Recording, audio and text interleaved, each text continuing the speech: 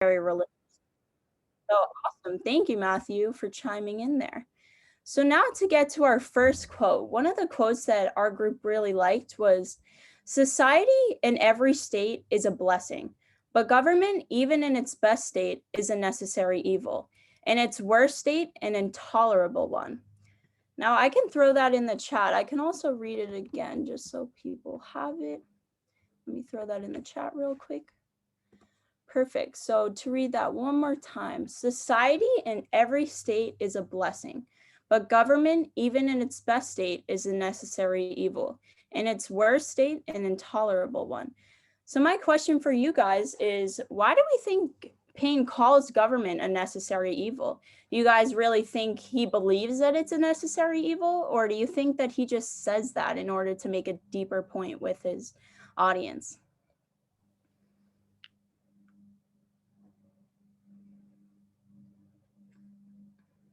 You guys can take a second to look in the chat too. Yeah, Kelsey.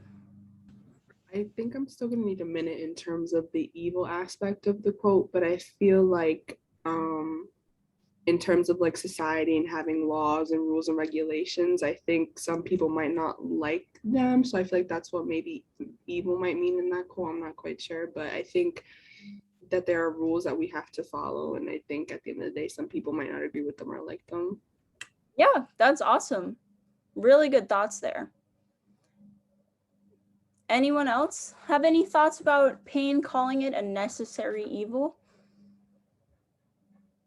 Yeah, Chloe?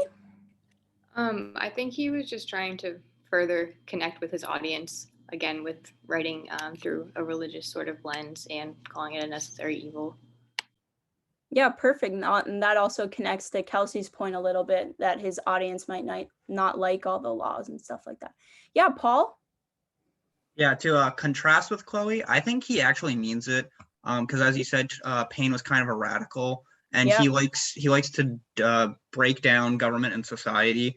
And when you do that, a lot of the times you realize that society and humans coming together is a really good thing. But when you start putting restrictions on it, that leads to some people getting more representation, some people taking power, and then that's where it becomes corrupt and becomes a necessary evil. Yeah, definitely. Paine definitely has some radical ideas, so that could definitely be it. V, did you have some thoughts? With good, it's always inevitable that some kind of pain will come with it, or as you might as well say, evil. So good and evil always exist hand in hand, no matter what you look at throughout life, and I'm sure it existed back then too. Yeah, I love that. The thought of like good and evil is in everything. Yeah, that's super cool. Abigail? I think at this time, like especially with the amount of like pushback politically and like the sort of distrust in the current government that they had going on, Paine was kind of saying like, while we are in a state of political turmoil, we still do need to figure out what kind of government works best for us. Definitely. Lindsay? I agree with what Abigail just said, and also focusing on the evil part itself. I read that as more of like not everybody's going to agree with how government is set up, no matter which government works best for the majority. There's always going to be a population where it doesn't work as well for them or whatever it may be. So I looked at evil as more of like a potential discontentment or disagreement that people might develop within that. Yeah, I like that point a lot, especially because Paine himself was a radical. So he oftentimes didn't agree with the government. So Julia in the chat, just to add, said a necessary evil is important because you definitely do not want an anarchy. Yes, definitely. Perfect. All right, now we're going to transition into another quote. Thank you all for participating in that. You all had some awesome thoughts to share. So another quote that we thought was really interesting was, "Until an independence is declared, the continent will feel itself like a man who continues putting off some unpleasant business from day to day, yet knows it must be done, hates to set about it, wishes it's over, and continually haunted with the thoughts of its necessity." So that's sort of a lengthy quote. So I'm just going to throw that in the chat so you guys can read that over too. There you go. And let me read that one more time. Until an independence is declared, the continent will feel itself like a man who continues putting off some unpleasant business from day to day, yet knows it must be done, hates to set about it, wishes it over, and continually haunted with the thoughts of its necessity. So my question for this quote is, what is particularly noticeable about Paine's language here, the way that he's talking? Does anyone have some thoughts on that?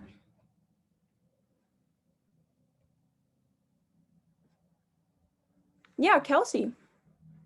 I think he's just trying to make, again, kind of this quote like super relatable to the individual, rather to the individual colonists at the time.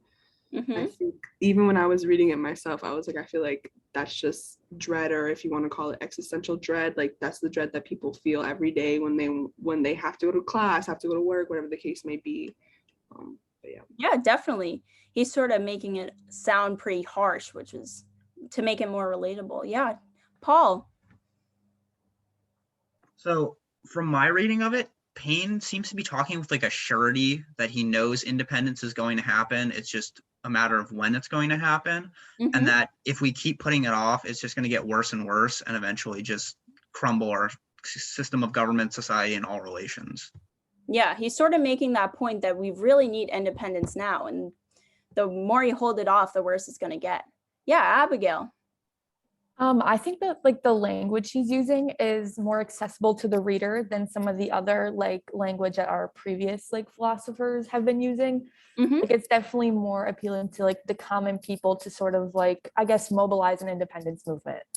Yeah, people can connect with it. They can empathize with it. They understand they felt the same way before. Perfect. Julia. I agree with Abigail. I was just going to say, like, he's using common, like, literature tactics to get people's attention, like ethos and pathos. Like, you're relating to his emotions and knowing that basically everyone feels this feeling, pushing off something. And I just agree that it's way easier to read. You kind of get to his point right away, as compared with Montesquieu when you're, like, reading it 10 times and you're like, what the hell did he just say? Yeah, definitely. Yeah. Definitely. He's more relatable, more understandable. You can feel what he's feeling, feel the pain that he's feeling. Perfect. Now I'm going to toss it off to my group mate, Julia. So Julia's going to go over a few more. Oh, wait, before I do that, let me just see what Skylar said in the chat. Skylar mentioned, I think putting a metaphor in there also makes it easier for the reader and engages them to these ideas. Yes, I totally agree, Skylar. All right, Julia, do you want to take it away and talk about a few more quotes? Yeah, of course. So before I say this quote, just because it is a little long, I just want to drop it in the chat. But throughout my time reading Common Sense, this was one of the quotes that kind of stuck out to me, just because it is kind of like a little dark in nature, but it does kind of get across like how radical for the time Thomas Paine's thoughts were. It reads, I ask, hath your house been burnt? Hath your property been destroyed before your face? Are your wife and children destitute of a bed to lie on, or bread to live on? Have you lost a parent or a child by their hands, and used the ruined, wretched survivor? If you have not, then you are not a judge of those who have. But if you have, and still can shake the hands with murderers, then you are unworthy of the name, husband, father, friend, or lover. And whatever may be your rank or title in life, you have the heart of a coward and the spirit of a psychopath. So my question after that really long and, like I said, very dark quote, how is Thomas Paine trying to stir up emotions when he kind of said that last part, but if you have and still can shake hands with the murderers? I was just wondering what your thoughts are maybe on the quote or just specifically that last part that I read. I do apologize. It is a long quote, but to me, it was one of the ones that really did stick out to me in the reading. Yeah, Matthew? So my interpretation of this is he's trying to rile people up because of, well, he's trying to get people on board with the idea of independence, which he previously said it's been brewing for a while. You have incidents like what's happening in Massachusetts, where British soldiers are going to be eventually going into people's houses, kicking them out. There's no more commerce. So he's trying to say, like, how can you still respect these people who are kicking you out of your home, who are murdering your fellow colonists. And like, how can you call yourself a person when you are doing these things? And he's trying to bring home how vitriolic the conditions for the colonists have been and are potentially going to be if this continues. Thanks, Matthew. That was great. Lindsay? I also read this as more of a call to arms, kind of saying like, we can't sit around here and let this be our lives for any longer. And if you are okay with this, you need to reevaluate everything you stand for, as well as like not being the person who kind of like ruins it for everybody else by being so friendly with the same people that murder your neighbors and like your neighbors' children kind of thing. So definitely a call to arms and saying this behavior cannot continue any longer. And if you're okay with it, you're on the wrong side. Yeah, I totally agree. That's exactly how I had read it too. Trevor? Yeah, pretty similar to that. I feel like it's just kind of predating the concept, like you can't call yourself an American if you are going to be friendly with our enemies. Like obviously there aren't Americans yet, but you can't call yourself a member of this community if you're not going to stand with this community. Great. Paul?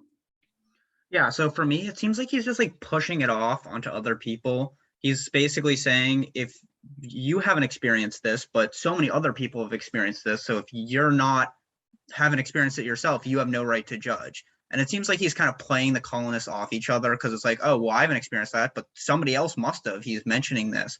So even if there's no like concrete examples of people feeling this or like having their children or husbands or wives killed, he makes it seem as though it is. So he then uses that to basically motivate people who were unsure to fall in line and be like, oh, people are feeling this, I have to be on board or else I'm a horrible person. Great. Chloe? Building off of what Paul said a little bit, he kind of brings up the point that just because it wasn't you doesn't mean it couldn't have been you or it won't be you in the future too. No, I totally agree. If there are no other comments about that quote, I did also find another quote that kind of related back to what we've kind of been talking about in regards to the Stamp Act in class, as well as a bunch of other things that the British had done to the colonies up till this point, kind of what we learned about. And that quote is, "To say they will never attempt it again is idle and visionary. We thought so at the repeal of the Stamp Act, yet a year or two undeceived us." So kind of what Thomas Paine is trying to say is that most recently, at the time of him writing this book, the British had been attacking the colonies, and he believes they don't deserve loyalty from the colonies.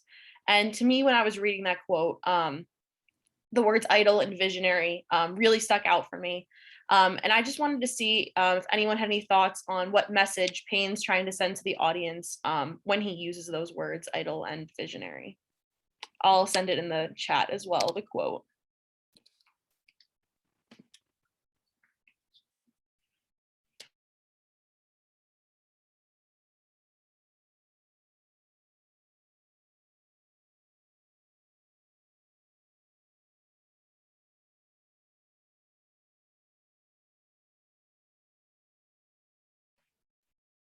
So just to repeat the question again, just if anyone has any thoughts. Oh yeah, Kelsey. Yep.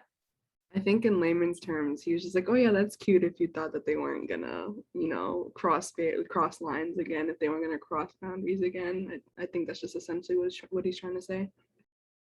Yeah, totally. Abigail? I think this is really reaching out to the type of people who are like, oh, it was the one-time thing. They won't do this again. Like, he's really trying to emphasize that this isn't really, I guess if the revolution isn't really a visionary, it's something that is actively happening. Yeah, no, I totally agree. Any other thoughts, not even just on like the idle and visionary part, but any other thoughts that anyone might have on that quote is also more than welcome to jump in if you want.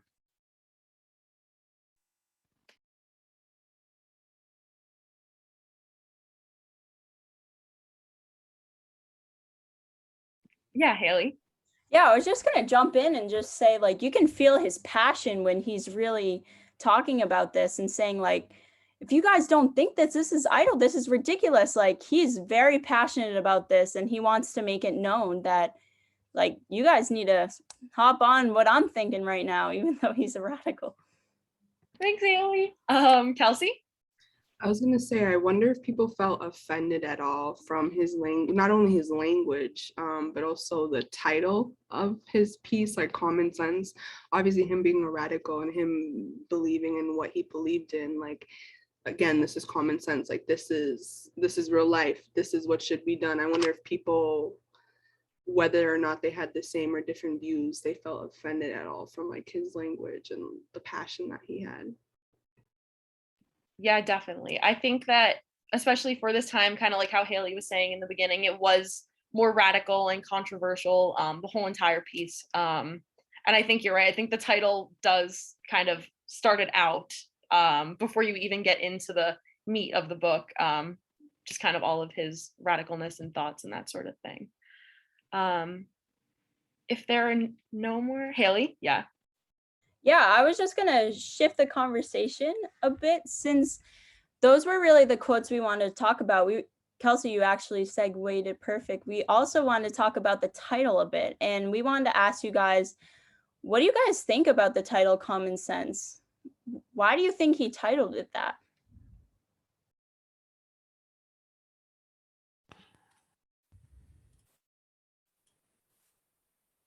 Yeah, Chloe. Maybe as almost to be like sort of a wake up call, like, hey, like, you need to realize that this is happening and, you know, do something about it. Yeah, perfect. Anthony? As we established from the last couple of quotes, right, we kind of agree that his attitude is that everyone else shares his attitude, and that's why it's common sense that everyone or a lot of people feel this way already. There's already this growing discontent. So like basically by titling it that, it's like, why do I have to spell it out through common sense? You know, and you know, as radicals tend to feel that way, you know, that like what they're so passionate about is just common sense. But I think in this particular case it is, right? He saw it. He lived in the colonies, so. Yeah, I definitely agree. You can see his passion just by the simple title. Yeah, Paul. Yeah, so I think it's just like an easy way to dismiss objections like, oh, why do you think this, Thomas Paine? Oh, there's all these reasons why we shouldn't do independence. Just by the naming the title Common Sense, you're basically saying it's just plain, right, simple, this is why we should do it. So I think it's a dismission of any objections that would be raised to his literature and his ideas. Yeah, you can tell how confident he is in his ideas by naming it Common Sense. I totally agree. Yeah, Lindsay. I was also going to say along the same lines as Paul's statement. He's dismissing all objections and all other arguments that may come up against his own standpoint and his own viewpoint, and saying this is where everybody should stand. And clearly, with all these actions that are going on, we're all going through the same thing. So we're all feeling the same thing. Yeah, perfect. Julia? I agree with Lindsay says. I was just about to say the same thing, that it's basically kind of a jab at the people who don't agree with him. It's like, well, if you don't agree with me, then I guess you don't have common sense. Definitely. Some underlying tones in there. Kelsey? Hi. So I was gonna say that, well, it's like addressed to the common inhabitants of America, and it's like speaking to the common man. This is common sense. This is like even back to Julia's quote of, you know, these are experiences that were shared. Like if you're not outraged by these, it's like complacency. So by naming it Common Sense, I thought that maybe it just speaks to a common person, and that's another reason. I don't know. Yeah, no, I definitely agree. He tried to do that a lot in his reading, just to connect with the common person and not make it too hard to understand. Yeah, Anthony, did you have another thought? Well, yeah, just because Common Sense is a pamphlet. It wasn't like a written letter directly to someone in opposition to someone's argument. I don't think it's necessarily trying to squash opposition. I think it's just written for the common people, as Kelsey said, because it's a pamphlet. Anyone can read it. Yeah, definitely. Yeah, so I think Julia has one more question she would like to pose too. Yeah, so just kind of talking a little bit about Thomas Paine and his thoughts on government, kind of stated in the beginning of Common Sense. He believes that government, and we kind of touched upon this, I think, in one of our classes, like 1 or 2 classes ago. But he believes that government is an institution whose sole purpose is to protect us from our own vices, and that it has its origins in the evil of man, and therefore is a necessary evil at best. And its sole purpose is to protect life, liberty, and the pursuit of happiness. And government should be judged solely on the basis of the extent to which it accomplishes this goal. So from that brief summary that I gave of his thoughts on government, I was just wondering if anyone had any thoughts on if this is true today, if they have thoughts similar to that, if they totally don't agree with what Thomas Paine was saying. I just wanted to see what people thought of his synopsis of what government should be.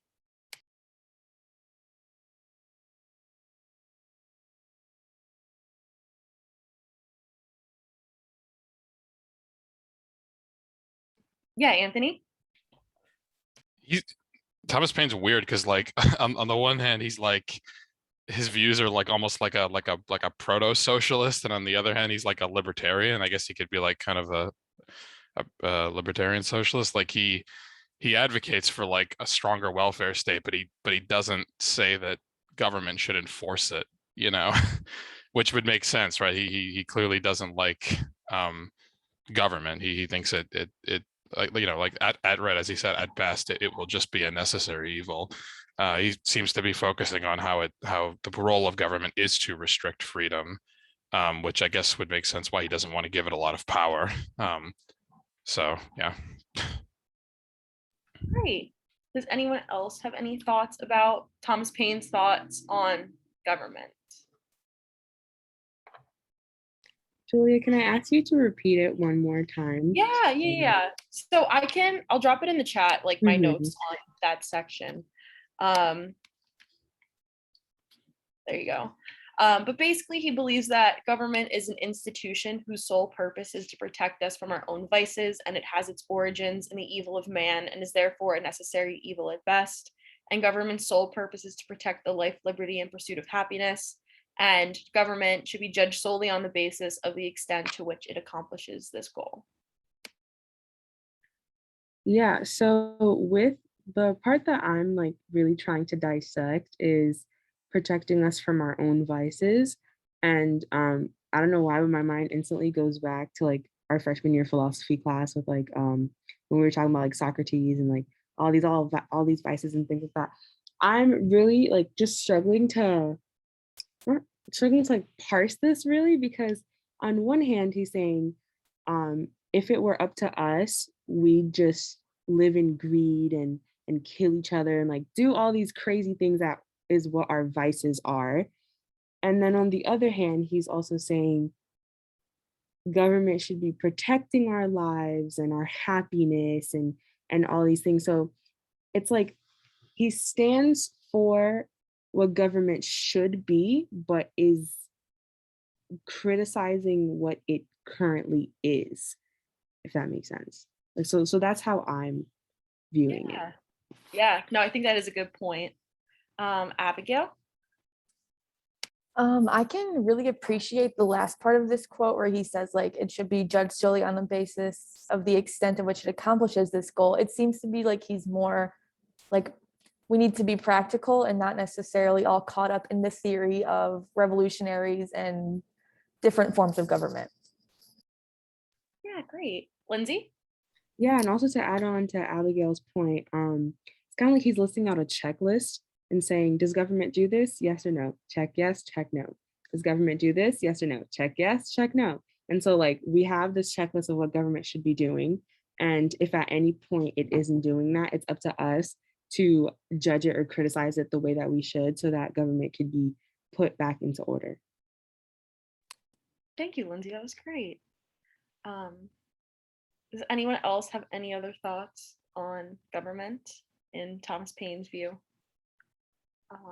If not, I will pass it over now to Giovan and Mitchell to talk about John Adams. All right, thank you. So this is Thoughts on Government by John Adams. Says here on the document, is from 1776. And now in this, he's talking about his idea of what would be the best form of government for America when they would create it. And now it's the first part of Thoughts on Government. He kind of talks about like the theory, not like the actual structure of government. He just talks about the theory of what it should be. And I think something that's really interesting that's worth pointing out is how he keeps bringing up this idea of happiness, right? He says in one part, he says that happiness of society is the end of government. Now, I just want to ask you guys, what do you think he means by that? The happiness of society is the end of government.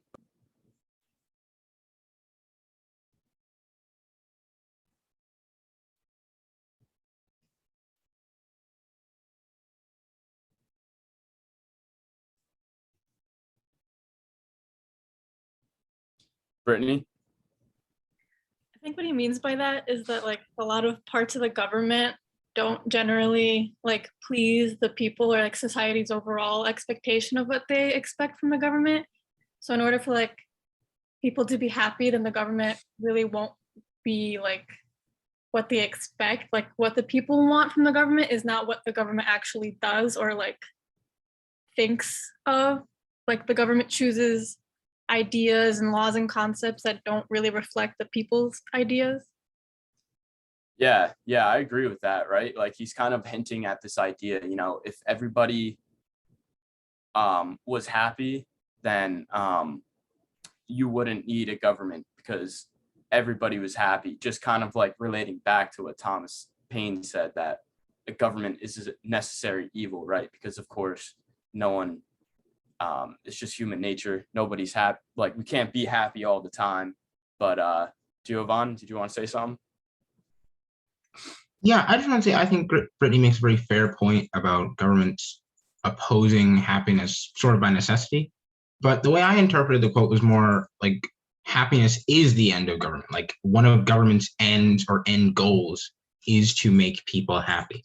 So rather than governments, like rather than happiness dissolving a government, it is a government's goal to make people happy. A government is only successful if the people that it governs are happy under its rule. That's more how I interpret it. I think both interpretations can be kind of valid there. You could sort of get like a double entendre from it, but that's the way I interpreted it when I read it. Yeah, and actually that's a great transition into the next thing I wanted to point out here is, right, so he's always talking about happiness of society. And then he says, from this principle, it will follow that the form of government which communicates ease, comfort, security, or in one word, happiness to the greatest number of persons is in the greatest degree the best. And then, so there you go. He talks about, kind of gives an answer to what he thinks this happiness is. Ease, comfort, security. So like, these are the things that he, in his eyes, thinks that a government should be set up and perform these things well. And then he also goes into some of what foundations of government are formed off of around the world. Now, he talks about virtue, many having a government based off virtue. And then he talks about governments that have the foundation of fear, and then governments that have the foundation of honor. And he talks about which foundation, fear, virtue, or honor, will lead to the best end goal of happiness. And I just wanted to ask you guys that question. What do you think would be the best foundation for a government, fear, virtue, or honor? And remember, the end goal that John Adams was looking for here is happy. I mean, now I hope no one says fear, but I am curious to hear what you guys think about that.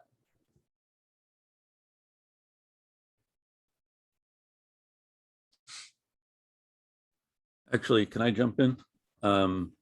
Because he's referencing another writer with fear, virtue, and honor. Does anyone know who that is? Did we talk about this, or have you come across this?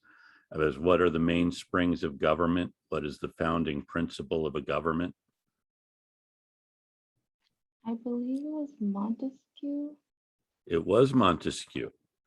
And yes, Lindsay?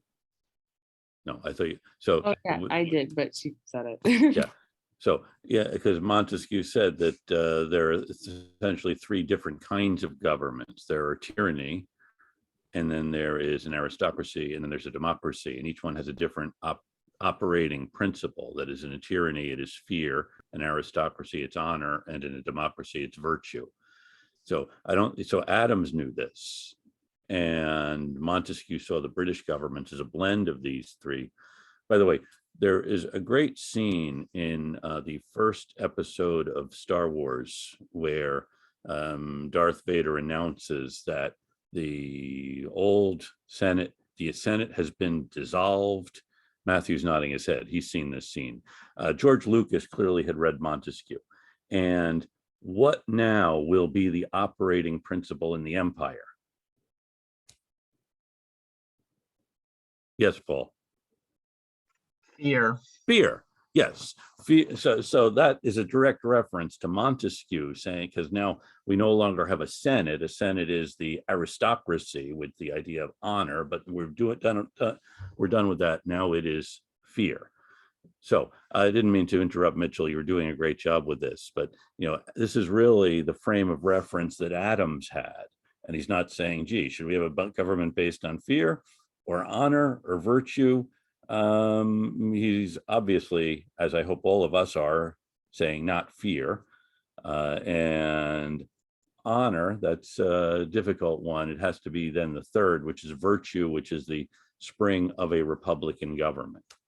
I didn't mean to interrupt and answer the question, but no, that's great. That's actually perfect because just like you said, he goes on to say, if there is a form of government then whose principle and foundation is virtue, will not every sober man acknowledge it better calculated to promote the general happiness than any other form? So there, just like you said, obviously virtue will lead to the best foundation of government, which then he goes into saying that there is no good government but what is Republican. So there he's advocating for a republic model of government.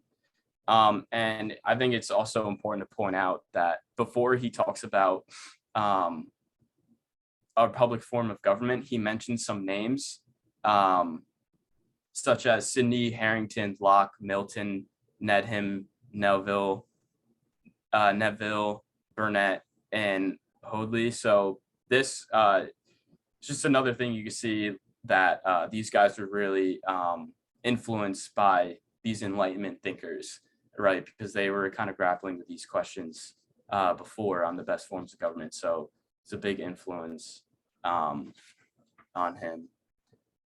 And then he goes into saying the very definition of a republic is an empire of laws and not an empire of men.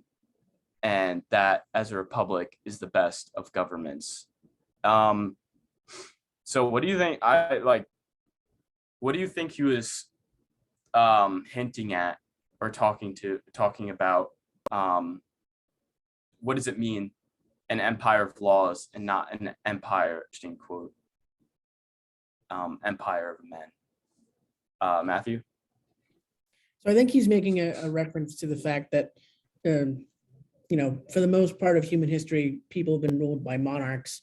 And instead of being led by people who, the monarch come and go, kings and queens die, but having laws that are written by fellow citizens are going to endure longer than any one person would. And the influence of the law would remain longer standing than any one monarch could. Paul? Yeah, just going off of that, basically it's the concept that there's no man or no person above the law, that in an empire of laws or a republic, there is one singular written law that people decide upon, whether in the Constitution or in legislation, but that is final and that no one can supersede that. So, as in England, not throughout the entire history of England, but sometimes kings went over Parliament, over the laws, and did what as they pleased. And he's basically saying in a republic that can't happen. Awesome. Yeah, I agree. That's pretty much what I was thinking when I read that too. And I think that was a great way to put it, to really emphasize that. Yeah, so once he establishes that a republic would be the best form of government, he gets into kind of like how this republic should be set up. And he talks about, it goes into talking about a representative legislature and why that's the best idea. Because he says it is to dispute power from the many to a few of the most wise and good. But by what rules shall you choose your representatives? And then he goes into saying like how these representatives should be chosen, and these he brings up these ideas kind of like on what we have now. So you could see how these ideas definitely influence the creation of the Constitution.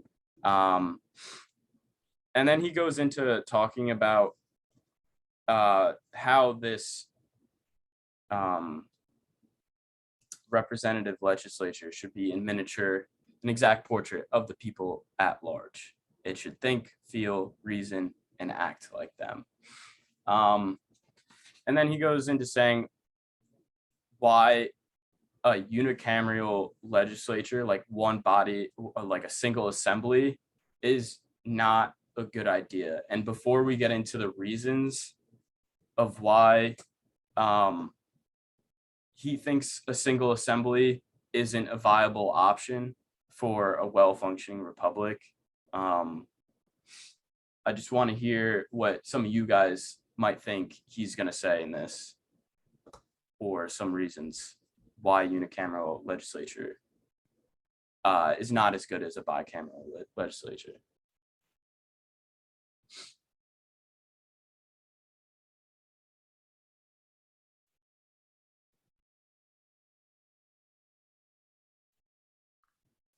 Did Thomas Paine have any thoughts on a unicameral versus a bicameral legislature?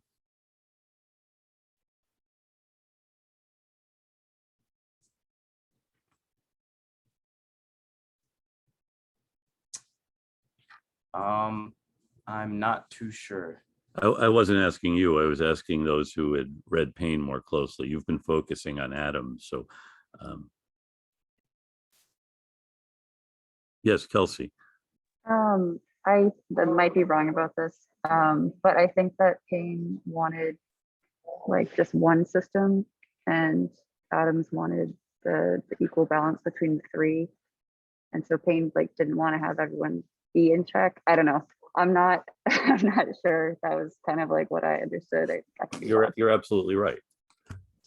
Kelly? Yeah, just to go off of that, I was going to say, yeah, Paine wanted one system, and he also really wanted a democratic republic. So that was his main argument there.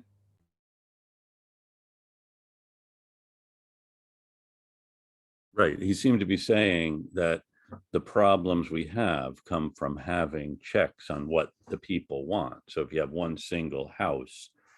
Yes, Julia.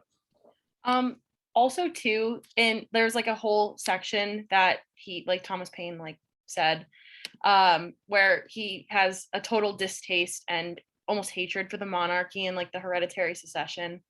So I don't think he just wanted like one power per se, but like multiple powers, equal powers.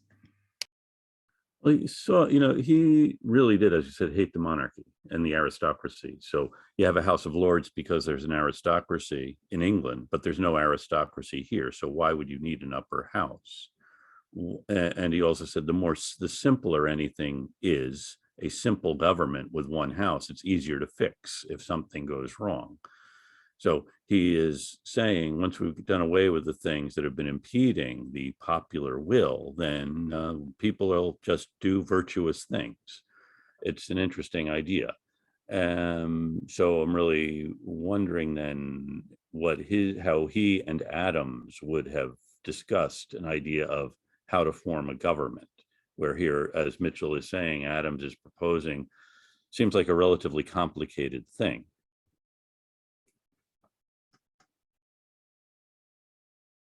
Yeah, so Giovan, do you want to talk more about John Adams' ideas of bicameral legislature and his thoughts on government? Yeah, I'd love to. So as Mitchell started saying at the beginning, John Adams' thoughts on government is really divided into more the theory on government and like what it should do, what its purpose should be. Whereas the second half, like the latter half, is really more on the like physical, or I guess you can't really be physical with government, but the actual structure of it. So he really starts to get into this here when he starts talking about the different forms, and especially when he starts with the legislature. So one of the first things he brings up is that a legislature really shouldn't be all one assembly, or that the whole of government really shouldn't be one assembly. It shouldn't be all divested into one body. And the reason he believes that is because he thinks that so long as all the power is in one government, the people can never be happy. And which is kind of connects to earlier, because basically what he sees is that a single assembly, and he says this in quote, a single assembly is liable to all the vices, follies, and frailties of an individual. So first, before I go any further, I kind of want to get what people think about that. Do you really think that an assembly is really as much one person if it's composed of several different people with different ideas? And would that actually be countered by having multiple assemblies? If those assemblies are still multiple people, wouldn't they still unite under one government and then still fall into the same folly? Does dividing the assembly really fix anything there? Or is one assembly fine? That's kind of what I want to ask here. Does anyone have any ideas on that? Like, what do you think? Yeah, Anthony. I mean, I don't see what, I mean, is the purpose of dividing assemblies not for to distribute power differently? Because if every assembly has the same type of power, there's no point in dividing it, right? The reason you're supposed to divide it is because that you want them to do different things and have power over different things. That's how the checks form. So I would assume, like, yeah, I don't know. I think that's a fair point. Yeah, dividing the power between the assemblies so that each has their own unique powers would allow them to check each other, and it would also serve to differentiate them from each other. With that being the key, like that they do different things. Yeah, that their differences form a new strength. Matthew.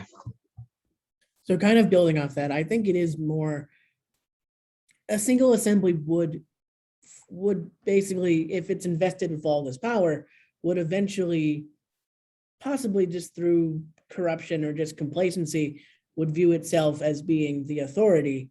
And since no one can challenge it, it does kind of move to be more, it wants to protect its own power and authority. So having it split between two different chambers puts a check and a balance on it. So if one chamber decides to go one way, it can be fought by another. And then hopefully through working together, there can be compromise so that maybe not everyone gets what they want, but everyone gets a little bit of something where they can be content in getting a little bit of power.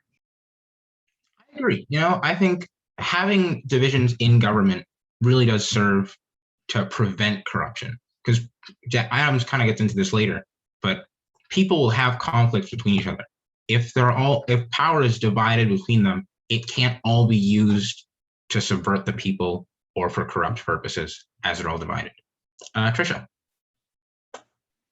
I guess I just wanted to add on what Anthony and Matthew said, because if you think about it, it seems like one assembly, the power would be concentrated, or if there is a part of the like in the assembly, if some people are more powerful than the others, in terms of I don't know, provinces or towns, because that's what kind of makes up the assembly or legislature. So if some happen to be more powerful than the other, it's like the power is more concentrated. So it doesn't feel like the power is shared, right? And with like having two houses instead of one, it seems more like the power is shared. Like, for example, I guess I'll use the United States Congress as an example. The House makes or starts a bill or whatever decision that the House makes, the Senate kind of goes over it to make sure that it's there. So it's not even just about corruption, but about decision making. It kind of helps make like, it kind of, having two houses helps kind of solidify or make sure that there's nothing wrong with what we're doing, and that the decision that we're making on behalf of the people will make the people happy. So I guess that's my 2 cents. Yeah, I think that's really a valid point to me, especially dividing them, having one group look at another. Even checks within legislature are good because they allow government to be more fair and make the people more happy. I think that's a good point. Paul. Yeah, so once again, sort of going off of that, but relating it to like the idea that a single assembly would have the vices and follies of a singular person. If we think about it in like an emotional standpoint, like if a singular person gets really emotional and passionate about something, like they hate one person and they want to, like, I don't know, go beat up that person. If you have a second person of equal power that doesn't feel that way, they can stop that person or at least hinder that person from going and beating up that person. So if you like apply that to government, like it will take the emotional and passionate out of the government and out of the assembly. So when one assembly, which is still a collection of people, does something crazy or has a very emotional or passionate stance on an issue or on power sharing or that stuff, that other assembly can come in and hinder them from going off the rails and acting in human nature of passion and emotions. Yeah, I agree. So basically kind of what you're saying is that the second assembly serves more as a separate person in order to prevent corruption or to prevent malfeasance or poor decisions than the individual people within the same assembly, because they act more as a body because they're together. Is that kind of what you're saying? Good. The next thing I wanted to bring up is Trisha, did you have something else? Raise your hand. Oh no, sorry, I forgot to lower. No, it's fine. It's fine. Yeah, but the next thing, so Adams really agrees with this. He thinks that having a single assembly, it'll start to become avaricious, it'll lose its scruples, and it'll kind of become a despotic structure, but as a unit rather than as a single person, which is kind of an interesting idea, that having these people together all the time, making decisions all the time without any checks on themselves, they kind of start to see themselves as one unit, and that unit being like an elite class or even up to a caste, depending on how long it goes, that is just better than its constituents. Adams even goes to say it'll exempt itself from burdens, which it will lay without compunction on its constituents, which is really interesting, that even a group of people will become one mind if they see themselves as better than those that they're supposed to serve, which I think is an interesting point from Adams. And he kind of gets into it more as he's talking more about why government should be divided.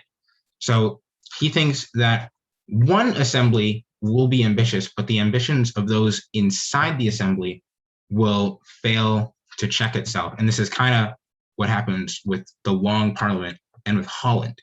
So I actually thought the case of Holland was particularly interesting, because he says first the assembly voted themselves from annual to septennial, and then for life, and after a couple of years, that all vacancies happening by death or otherwise would be filled by themselves without any application to constituents at all.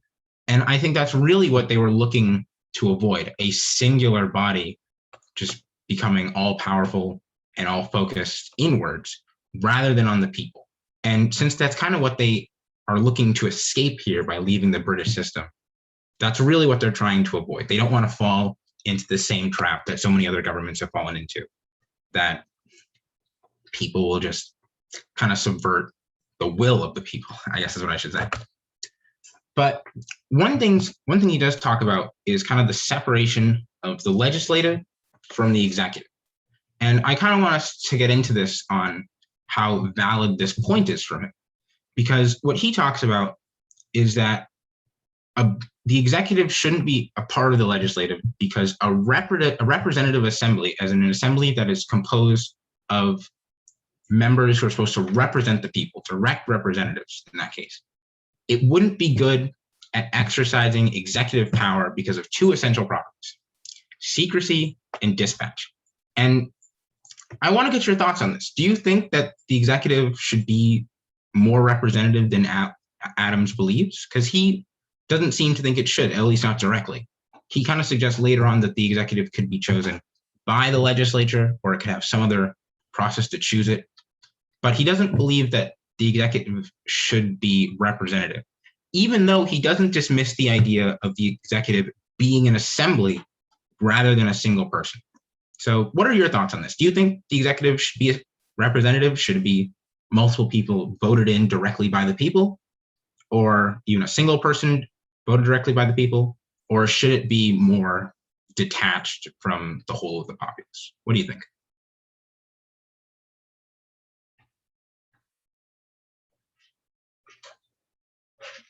Perhaps I can rephrase the question. So do you think an executive position, such as a president or a prime minister, or Paul?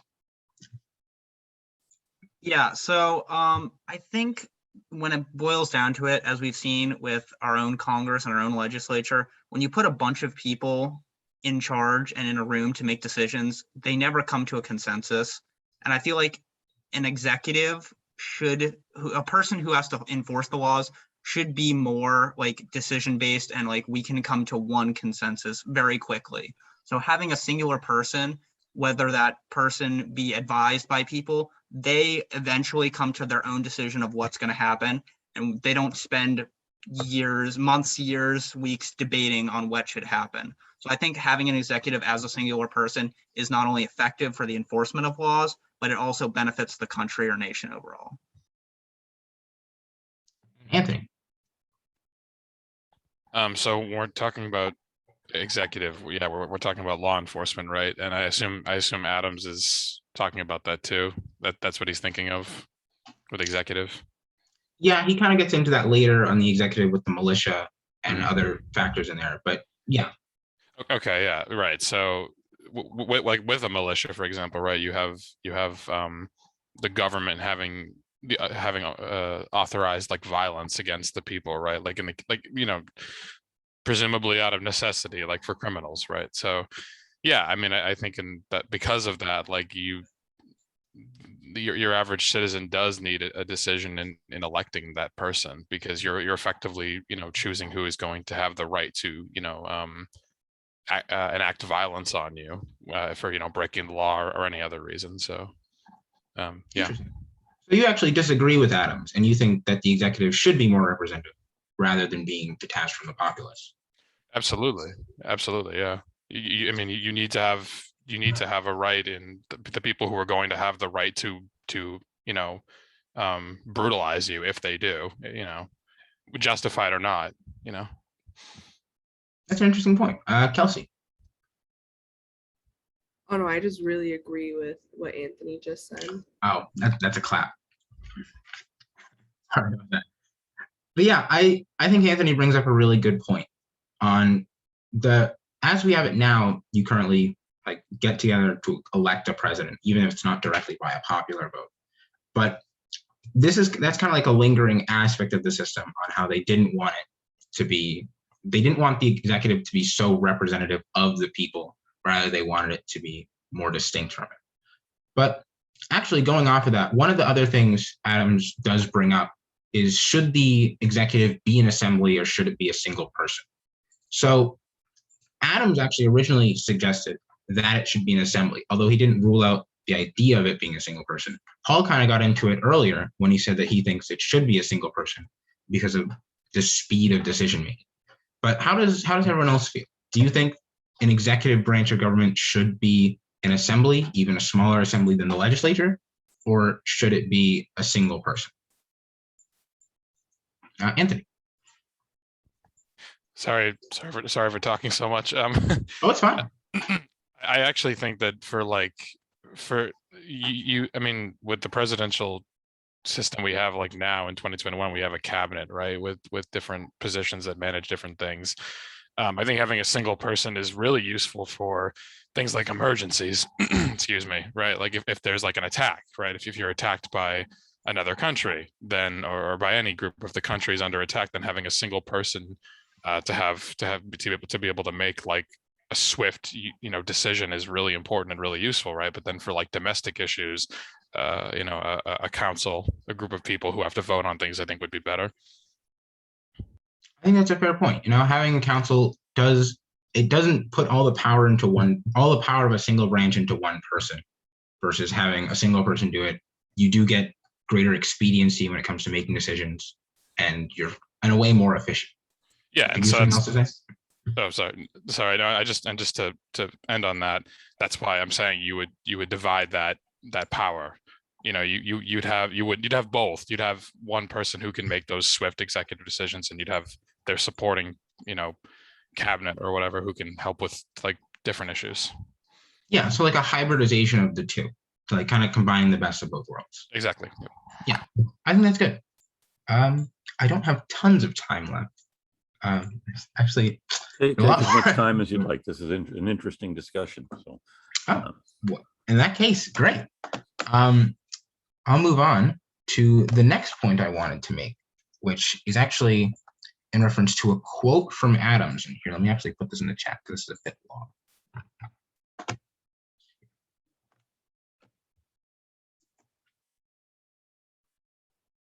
Apologies, 1 second. Yeah, there we go. So the quote is, if the legislative power is wholly in one assembly and the executive is in another, or in a single person, these two powers will oppose and enervate upon each other until the contest shall end in war, and the whole power, legislative and executive, be usurped by the strongest. So I thought this was a really interesting quote from Adams. What he's really suggesting here is kind of a callback to the Roman Republic, I guess, pre-empire, where you kind of get it into it where you have the Roman Senate and you have this legislative body that's really powerful, it's really strong, it has a lot of abilities. But then contrasting it, you have, in this case, Julius Caesar after like sort of the fall of the triumvirate, where he's the sole remaining. And it's like, well, we have this strong executive power, we have this strong legislative power, and now they're opposing each other. And it's the entire system is really going to collapse here from their opposition. And as we see at the end, there's not a single legislative or a single executive. We have a new whole Roman Empire, which is in many ways a different body. So I really wanted to get your thoughts on that. Like, do you think that having a legislative and executive will always turn out in the two of them fighting, destroying each other, and forming something new? Do you think will always result in like the death and birth of a new government? Or can they exist in a sort of balance with each other? Can you have two branches of government that exist together even if they have conflicts?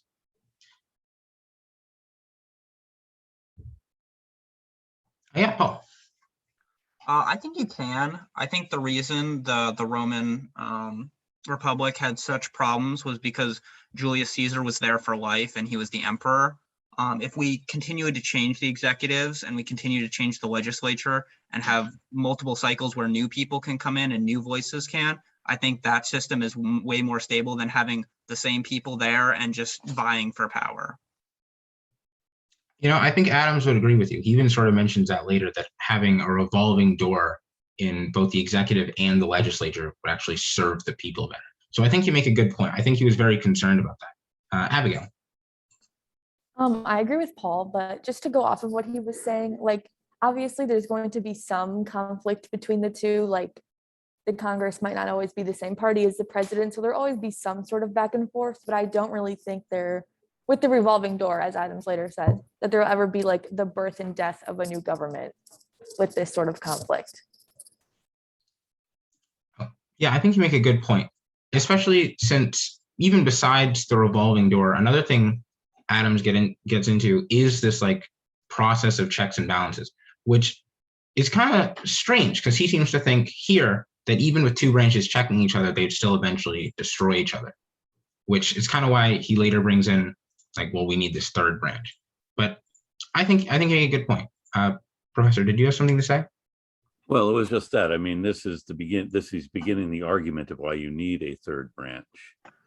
And the other thing that occurs to me as I'm listening to this discussion, is Paine was a writer, and that's what he did. He had been attacked.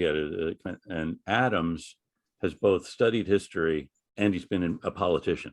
So he kind of understands from history how it works and also from practical experience. So I'm coming to like Adams more, or think Adams makes more sense than Paine. I mean, when Haley and Julie were presenting Paine, I thought this is great. But now I'm thinking, here's someone who actually understands human nature.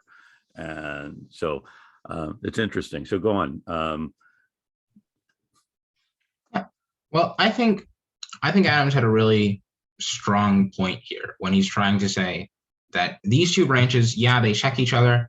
Yeah, the two of them together will prevent one from just having total dominance, but that can only go on for so long. Eventually, this eternal conflict between the branches is going to destroy them. So that's actually when he brings in the concept of a third branch, and he says this is why we need a strong judiciary as a third branch, as this third branch in such a case could actually contend with the other two. And to reference Rome again, it kind of gets into this situation where it's like a triumvirate. And it's like, well, yeah, maybe one branch could lead to the destruction of another in itself to birth something new. However, no one can really focus all of its power against one if there's a third branch that always remains on the outside. So I actually wanted to get your idea on this. Do you think that having like a triangle-shaped government is actually the best way to do it? Maybe you should have a square or a pentagon, but do you really think having three branches is the most optimal form? Should there be more? Should there be less? But yeah, what do you think? How many equal branches do you think a government should have? Or maybe you think there should be unequal branches? I really want to get your opinion on this. Yeah, Paul. So just triangles are the strongest shapes in nature. So why wouldn't they be the strongest shapes in government?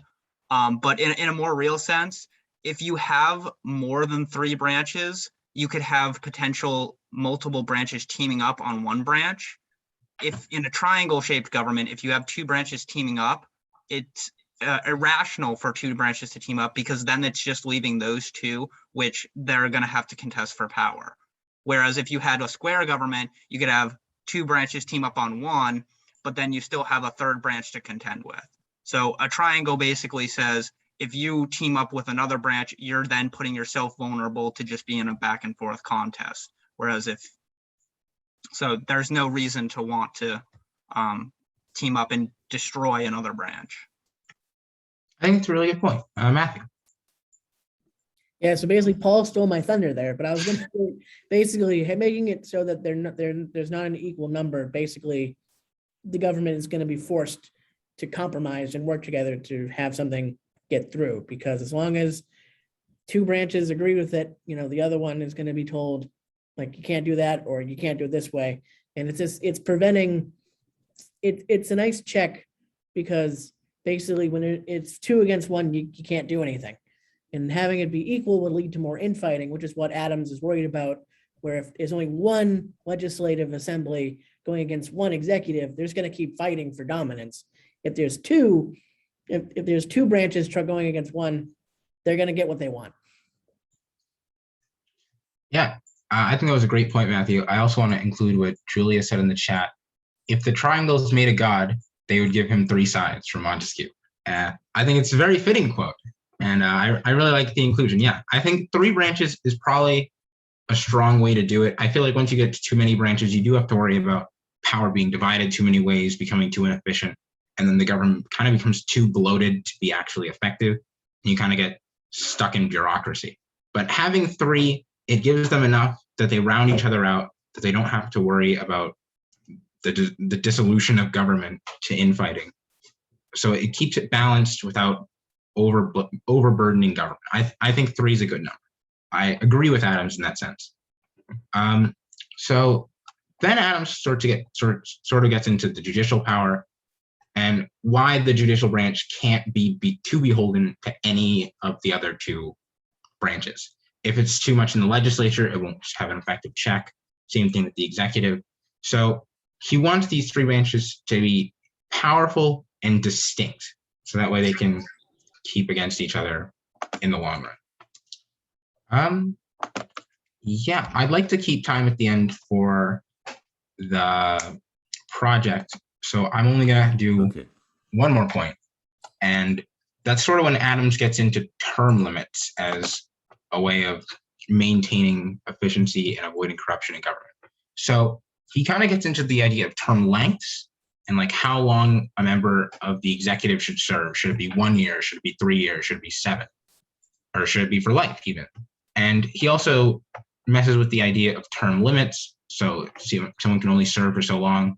He also gets into the idea of exclusion periods on should a person serve for say 3 years and then they can't serve for 3 years. So we don't have tons of time, but I'd like to just hear a few quick thoughts from anyone about what do you think is the best system when dealing with people in government for long periods of time?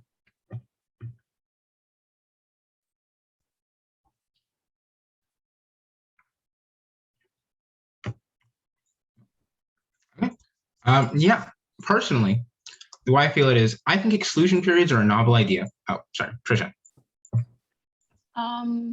I would say that having term limits kind of puts the people on their feet, because if let's say every 3 years or every 5 years, like we're switching people, then newer people with newer ideas that are coming in are, I don't want to say challenging, but kind of make the other people that have been there want to like work towards getting what they used to have. I don't know if I'm making sense, but it's not like it's competition, but it kind of challenges them to do their job and be better to have that position. If every year, like it's either switching people, because people are the ones that are voting for these representatives. So if, let's say, Governor A or Congressman A isn't doing their job, right? And their term is up and we want to change them. And he realizes that the people want to change him, whatever he's not doing, he might start doing to keep his position, while another person who wants that position might come up with better ideas that will make the people happy. So I think it kind of keeps the representatives on their feet. And I forgot my other part, but yeah, that's yeah. Yeah, I agree. I think term limits and shorter term lengths definitely go a long way towards keeping representatives beholden to their constituents and keeping them truly representative. Anthony. I do support term limits, in that I think that and any elected official should only have a set number of years before they need to like run again. But I actually am opposed to the idea of like hard limits. Like I do think you should be able to hold any position, any government position, as many times as you can continually get elected. If we really want to be a democratic society and put our faith in democracy, then I do think that means letting anyone keep winning if people keep voting for them. Again, but still having limits on the actual term itself. Yeah, like the number of years that they're in power before they have to win again. Yeah, I think that's a good point. If you really want to be representative of people's wishes, having the people they choose be able to run is a good thing. So for the final two, we're going to have James and Trevor, and then Paul. So I think that shorter or defined term lengths is a good thing, but I think that when they are too short, you run the danger of like making people campaign too often. If you have to always worry about your actions and you're always campaigning, you can't govern responsibly all the time, I don't think. So that's why in the House of Representatives, things don't always move as quickly as they should because people are always running for something, if that makes sense. Yeah, I think that's a good point. Campaigning takes a lot of effort. You don't want to have your elected representatives never actually be able to do their job because they're too busy worrying about the next election, especially if it's like on a yearly cycle. It takes a lot of time to run a campaign. You won't have much time to actually govern. Paul, our final thoughts. Yeah, so I'll keep this quick. The biggest question in term limits is keeping experience that's good and getting new voices in. So I personally think that one of the houses should have term limits, whereas the other should not. That way you can have that experience in that house. So like the Senate, which is 6 years, should have no term limits because people can keep having the experience there. But the House of Representatives, we get new voices in by having, I don't know, there's 3-4 times you can be in there. That way, if they want to move up, they can just go to the Senate. But that forces new people to get in and have a chance to give their voice in our government. Yeah, I think that's a very interesting idea. It's a very good idea for a government, and I'd like to see how it works. Yeah, that's closing thoughts for this. We all really appreciate you participating in the discussion and joining in, and it was a wonder to do this. Thank you all. This was very good. Good job, everyone. Both Haley and Julia and Mitchell and Giovan. Good job leading us through Adams and Paine, these two very interesting writers who have different points of view. And I had actually prepared some things on the papers. What I will do is send them to you, so then won't take up more of your time today. Okay, so good job. And I will see you on Monday. Thank you. Take care. Thank Good day, you. everyone. Professor, did you Yes, want Haley. us to email you that our topic idea for Monday? Yes. Okay, yes. awesome. Thank you. Did you have one in mind? I was thinking of doing the national bank, but I'm still Oh, that's a trying good to, idea. Okay. I was gonna do people's different